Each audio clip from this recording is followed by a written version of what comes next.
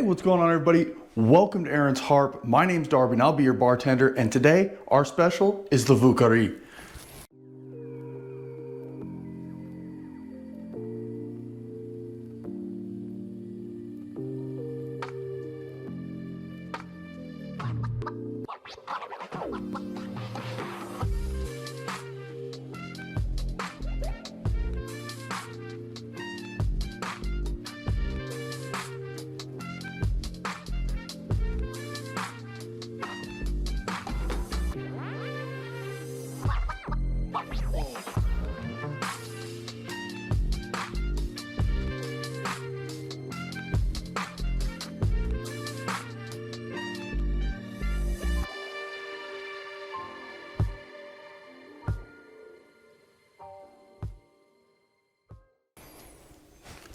So, the Vieux Carre, it is one of my favorite riffs on a Sazerac, which, if you've watched my Sazerac video that I did a few weeks back, you'll know is one of my favorite cocktails.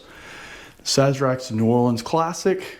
This is very, very similar, just a few different ingredients, little tweaks here and there, and it's wonderful. It's another New Orleans classic, obviously named Vieux Carre, meaning old square in French. It's from the French Quarter of New Orleans. It's a wonderful cocktail. So let's jump right into this thing.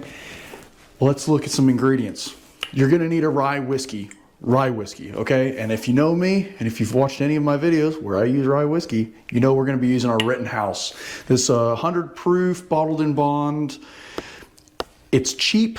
I think I pay about 29 bucks on average, between $28 and $29 on average for a bottle of Rittenhouse. It's 100 proof, so it stands up really well. I found it at just about every liquor store under the sun. So if you can't find this, you can go with anything else that's 100 proof rye. I really, though, would go with 100 proof. Next, oh, my label was turned around backwards. You're gonna need a cognac or a brandy. I'm going with this Ciroc VS, or very special French brandy. Cognacs are very similar to brandies. It's essentially the same thing. It's fermented grapes kind of deal. It's a fermented wine. Here's the problem, okay? These can go 0 to 60 in price really, really quickly. So find one that you like, find one that stands up well, and go with that.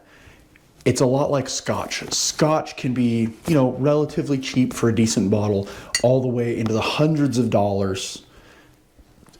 Brandy and cognac is very much the same way. I really like this Ciroc. I think it holds up very well. It's really cheap. I've seen it at most liquor stores, at least in our area. It tastes good. It has a wonderful mouthfeel, which I think is really fun.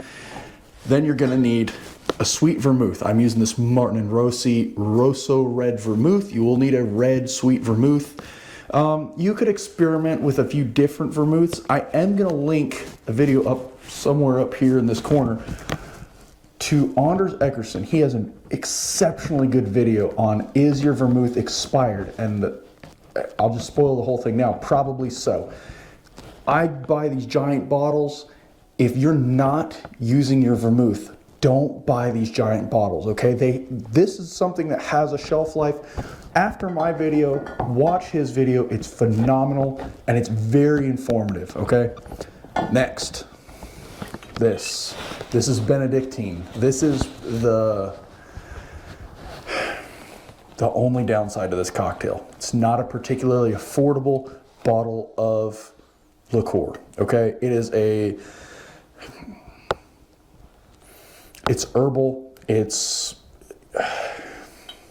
fun, okay? It's kind of similar to like Drambuie and how it has some like honey notes in there. This is far more herbal.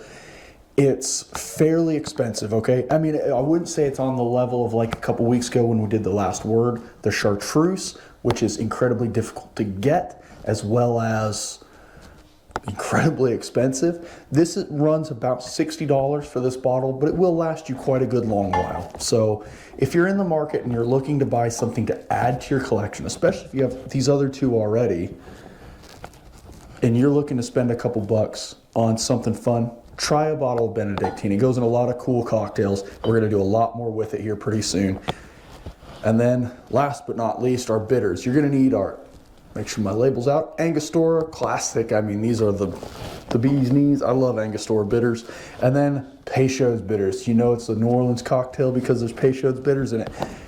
If you don't, just like in the Sazerac, if you don't have Peyshaud's bitters in this, it's not a Vieux Carre, okay? Just like if you don't have it in the Sazerac, it's not a Sazerac. You need Peyshaud's bitters. They're fairly easy to get. I think I got this bottle at Walmart, actually. I'm pretty sure. But anyway, let's jump right into making this thing. So, the Vieux Carre, or Old Square. Square has 4 corners, right? We have 4 main ingredients here. They're almost all equal parts. So anyway, let's go. 3/4 of an ounce rye whiskey. 3/4 of an ounce. Maybe you see a pattern here of our cognac or brandy. It's already changing colors in there too. It's very cool. This is a fun cocktail because it changes colors as you make it. 3/4 of an ounce of our sweet vermouth. You can play with your ratio of your sweet vermouth a little bit if you like. If you want a little sweeter, maybe bring it up a little bit. If you want it not quite so sweet, maybe bring it down a little bit. And then here's your curveball, 1/2 ounce of your Benedictine. Measure this one out a little bit better. There we go, 1/2 ounce. 2 dashes of each of our bitters, okay? That was a couple of really good dashes. That one wasn't so good. I don't know, I don't really like the topper on that, but it is what it is. Anyway, let's grab some ice. Oh, if I can reach. Oh, this is an ugly ice cube, but that's okay. See if this will crack. Kinda, sorta. So all I have on hand are these big cubes. I forgot to get ice, so. It's just not wanting to crack. There we go. It's not wanting to crack very well, but that's okay. Good enough. Give that a quick stir, okay? 15 to 20 seconds is all you need to stir for. Just like everything else, okay?